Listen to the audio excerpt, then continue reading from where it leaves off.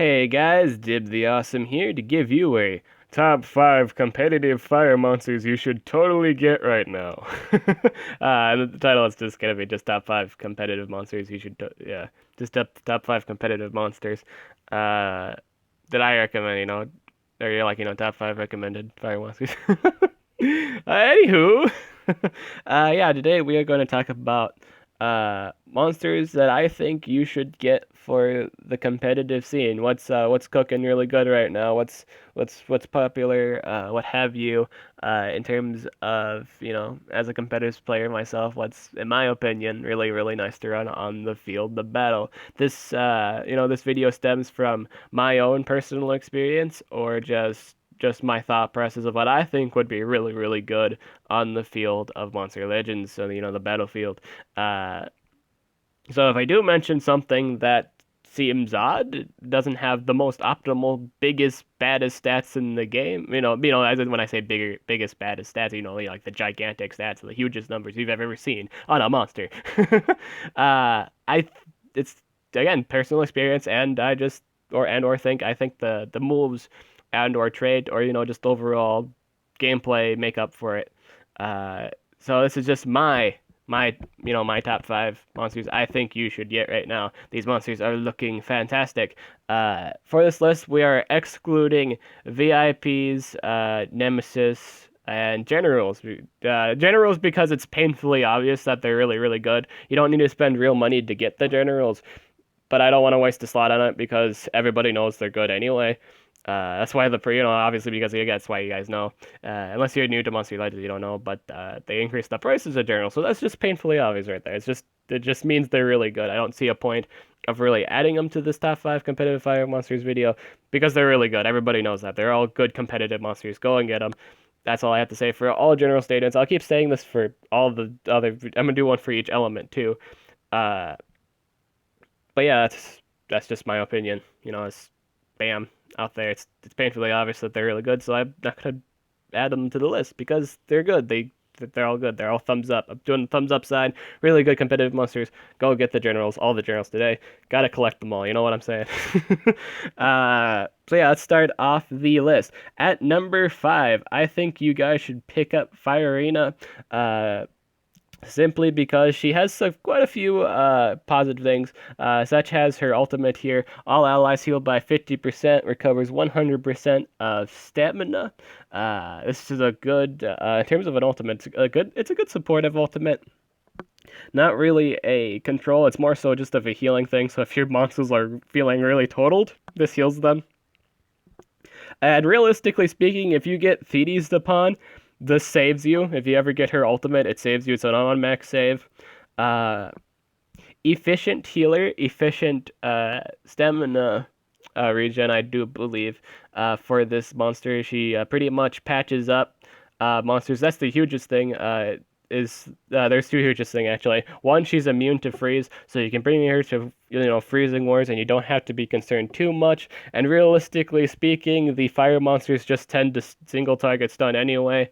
So as long as your fire arena isn't the lowest life monster on the field, there is a less likely chance she'll be targeted. Odds are they'll go for something uh, that has less life than her. So if you have, realistically speaking, if you have a kind of a tanky attacker with you, they'll probably go for that, and they don't have to worry about damage all too much.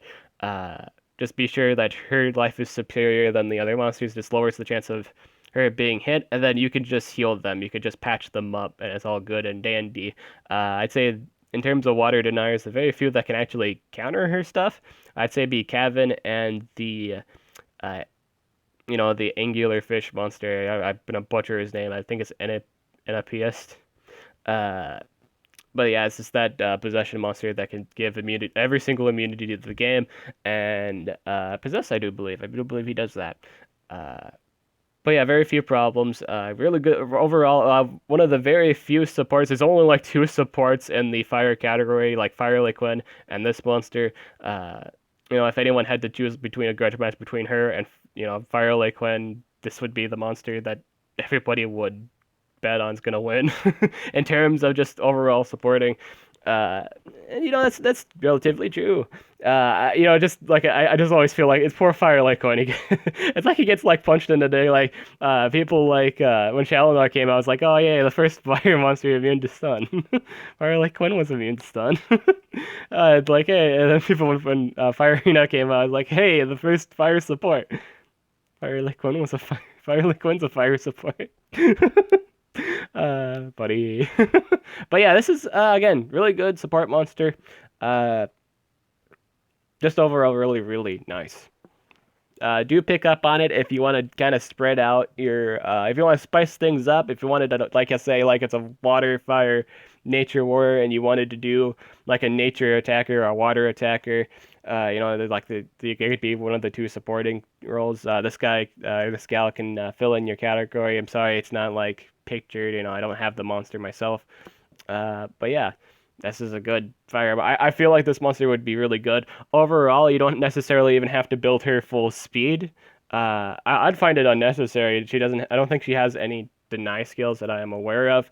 Uh, and you could build her. In all honesty, you could either build her a life and two speeds, or maybe you could probably spread out like maybe an extra guy build, if you wanted to increase that damage slightly. I don't think she has the highest base damage in the game, but I think it was like 50 damage, around the 50 damage range, in terms of single target stuff. Not the highest damage, but you can just spread that continuous damage, just over time. She has healing capabilities and she has stamina refill abilities. All right, coming in at number 4, we have Greedy Dragon. Now, in terms of personal experience, from my personal experience, it hasn't gone too well, but yeah, this is a really good in terms of I guess it could stem from the fact that I don't have good runes on it to begin with. I got like 2 level 3 speeds, and a level 3 strength, so obviously this thing would scale better with a level 9 strength rune and 2 high speed runes, obviously, or obviously like when you have the max runes going for it, you'll see better performance from it because it gets like with that level 9 or 10 strength rune, the power is obviously better. It's not complete ass when you're just running level 3 strength rune. But yeah, this monster has some really nice small things about it, really neat knickknacks. One, he has a single target lifesteal. I do believe that's on a 1 to 2 turn cooldown. Can't remember on top of my head. He has a single turn stun. I think that's the hugest thing right there. He has a 1 turn cooldown stun. And the next thing about it is he has an extra turn skill. So essentially, he can somewhat be an efficient stunner. The only problem with that is I'd say the extra turn's actually on a 4 turn cooldown, so use it wisely. I'd say like in terms of combo, only ever use your extra turn skill when you can stun again. I mean, like if you just use it to stun, then do the extra turn skill because then you'll have your stun up, and then you also get a damage boost from that stun. I mean, not that stun, the extra turn move. You'll get a damage boost. He has a AOE burn, like he has the generic burn, and he has the AOE stamina leak. So that's interesting. So far as I've seen the stamina leak go, it's in terms of me fighting it, it seems to go all right. So I'm gonna say that's a thing to run. It's not a bad move to run if you do run the stamina leak move. Not a bad call. It is special damage, so if you have double damage up, it'll do quite a bit of damage to the enemy team. He also has a life regain ultimate. It deals heavy fire damage to all enemies and heals by 20% every time it gets attacked. So I'm assuming this it means for each person you hit on the field, you heal 20% of your life. So essentially, it's a weaker Gorin, AOE. It's a weaker Gorin self heal. With Gorin, you heal 30% for each person you hit. This is 20%. So if you were to hit all 3 targets, Greedy would only get 60% versus Gorin's 90% heal. That's why I like using Gorin so much. He's such a reliable monster. But going back to this, Energize, not the best trade in the world, obviously, so watch out for stunts. Overall, this is a really fast monster, so you shouldn't have to worry about being stunned all that much. Number 3 on the list, we got our boy on the motorcycle, our Hell Rider. We got our Hell Bouncer. We got the Rador for number 3. Rador has the highest base attack in the entire game. Fire monsters have the tendency to just solely be damage dealers. They're like the vast populace is just damage. And this guy does just damage all right. He also has a few little neat things, and in all honesty, I really like them. One of them is an AoE precision boost that also burns the enemies. The other is a damage boost skill. So he actually has a damage boost, so you don't necessarily need to bring a setup if you don't want to, because he can just set up double damage on his own. Again, if you wanted to. This allows him to kind of build. You can build him a few ways. You can build him extra guy. You can build him generic attacker. You can even build him full damage. If you have a demise, he'll just demolish anything on the field at that point. That can be said with any attacker running full damage in the game, but this one's more than likely for real. I'd say the only problem with him is he doesn't have a special based AoE. That in all honesty, that's it. But he has special based skills that hit pretty hard. He has a spammable 55 damage skill that's special based. He has a 65 one turn cooldown special base skill, I do believe. 65 damage. Really nice, really awesome. And I do believe he also has the generic 45 damage AoE. I do believe I run that skill. I'm always torn. Honestly, with this monster, I'm always torn between because I run both AoEs. I'm just kind of always torn whether or not just to run the damage increase skill, the double damage skill. Getting rid of one of the AoEs. I'm always kind of debating on it, but I always feel like it's a fun thing too if you run both AoEs. Running both AoEs, it's just so fun. His animations are really funny. Just to see this man toss flaming tires at people, and it's funny. He just summons flaming tires. It's like, wow, that's badass. I bet this guy's favorite jam is Highway to Hell. Highway to Hell. Yeah, his ultimate, he removes all positive, all negative, actually. It actually removes all negative. I actually thought it removed all positive effects from the enemies. It actually removes all negative effects on your team. So if you're under any form of control, sorry, I just sneezed there. If you're under any form of control, this essentially helps you if Rador was the only one that not to get possessed, not to get frozen, not to get stunned. This essentially can save you. So that's nice. That's a thing. He works well with things that ignite other monsters with sticky lava. There are quite a few monsters that specifically fire monsters that combo well with this. Again, main reason why he's at number 3 there's quite a few reasons. With these next two monsters, it's just I'd say for the next two monsters, they're painfully obvious choices of the top 2.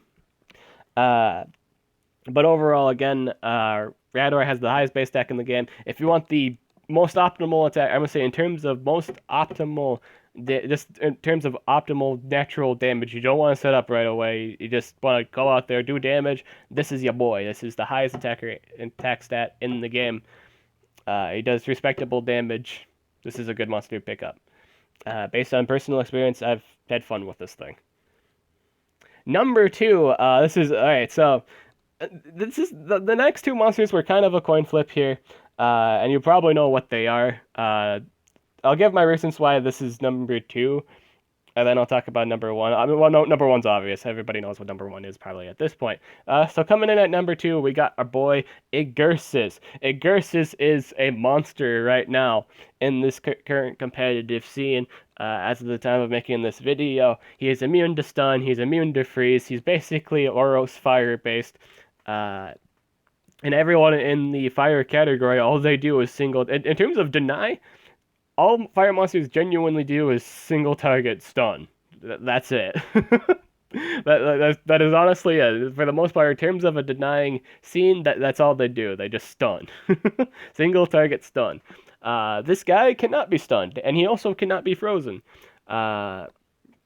His meta build is the extra guy build. You'll be saying that a lot for quite a few reasons. He does have the higher base life between him and Urus. I don't think people will build him. Some people, totally builds are totally like, personal reference. But I say for the meta build, it's probably the extra guy build. Uh, but again, why this guy works out so well in the competitive scene at the moment, even though he's not in books yet, he just his natural category, everything single target stuns, and he's immune to it. So they cannot deny him. So that's really nice. But they may burn him, so I highly recommend pairing this thing up. I kid you not, the best partner to pair this thing up with, like ever, is Ukaduma. Simply because he is immune to possession, he can remove the possession off of Ursus. If you got AoE possessed, there's a high chance he'll remove it if you do put the two remove negative effects on Ukaduma for now and partner with him. You can use other things that give immunity to possession too. I highly recommend it. I highly recommend you run things that give immunity to possession too. But again, why this guy runs so well? He's immune to stun, obviously, so he cannot be denied by most things.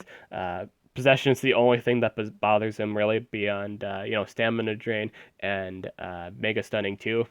That's also a thing that bothers him. Just those three things. Everything else he's pretty chill with for the most part. His ultimate is basically 30%. Like as soon as your guys move, they take 30. As soon as your enemy monsters move after being hit with this, in terms of their is ultimate here, they take 30% of their life that turn. So if you're running a really decent strength rune, a lot of the people in the game tend to have a tendency not to build a life rune on their monsters, so they're pretty brittle. And if if this guy gets his ultimate and he hits your enemy, odds are they're dead. They're very much so dead because they just took 30%. They lost 30% of their life with that DOT, and odds are they lost the rest of that from that attack.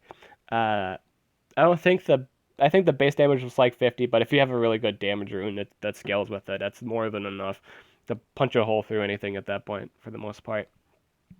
Uh, Another reason why Ursus is really good, he actually has a mirror skill. It's a self skill, and he can set up mirror. Now the only drawback to mirror is if you get possessed. That's not a good situation for you. If you get possessed, in all honesty,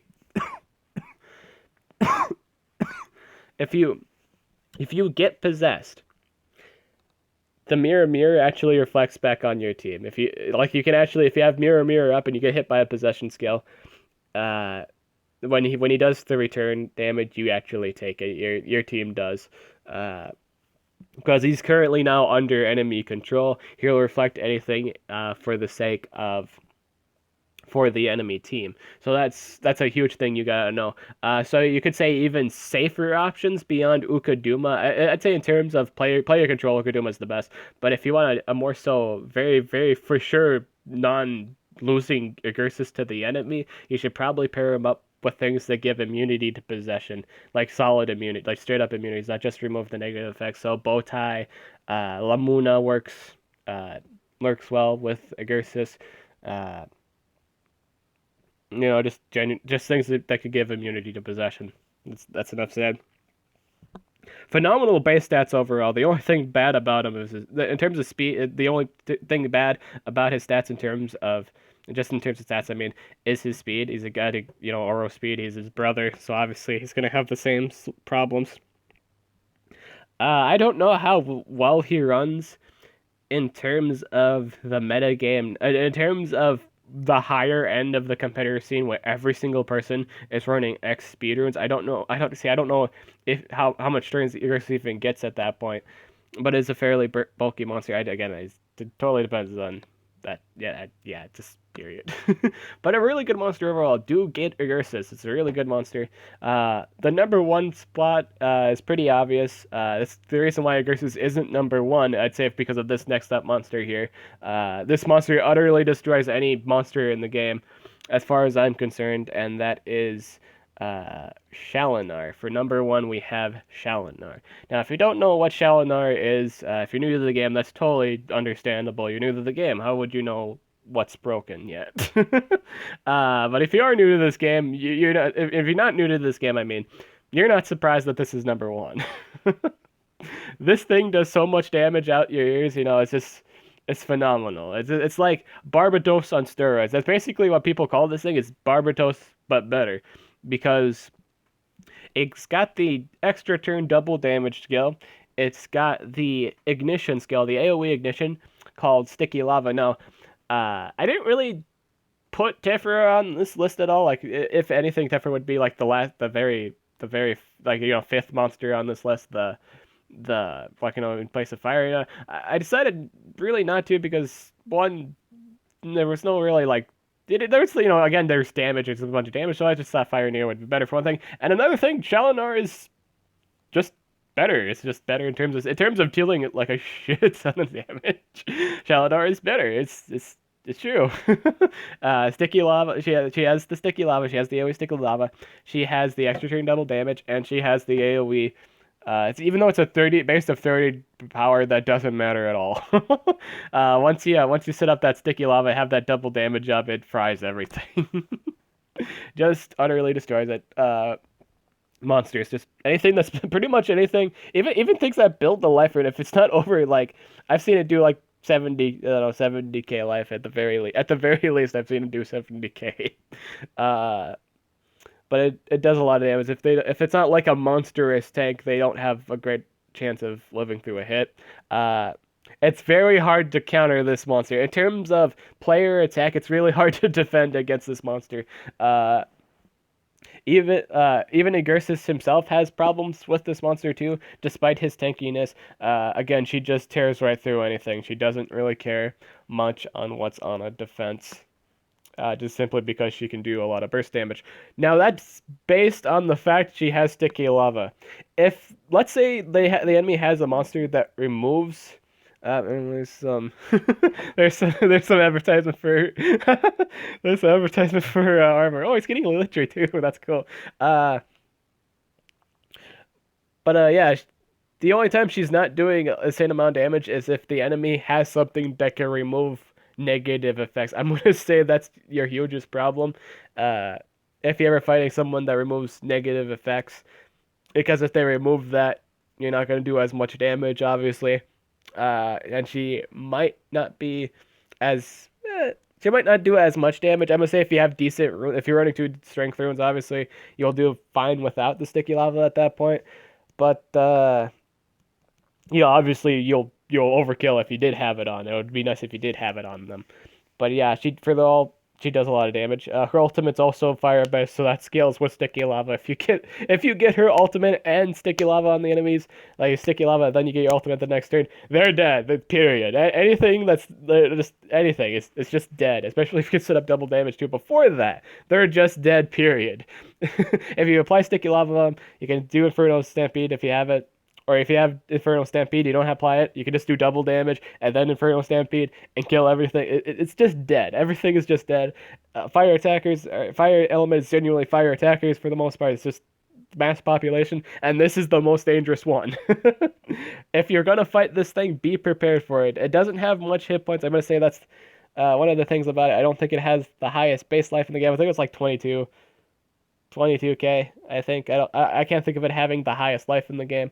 It is pretty fragile, so just take it out early. If you can burn it, burn it. If you can uh, do a massive amount of damage and burn it at the same time, do that. You want it dead immediately. You want this thing gone before it does anything. You just do. And that's it. Yeah, so that's all of the my recommendations for fire monsters in terms of top 5. I hope you enjoyed this video. I'm Dib the Awesome, and I'll catch you guys in the next video, which I do believe is nature. Yeah, nature. I think in terms of the order, I think it's like fire, nature, what have you. That sounds good. I'm Dib the Awesome. Catch you later.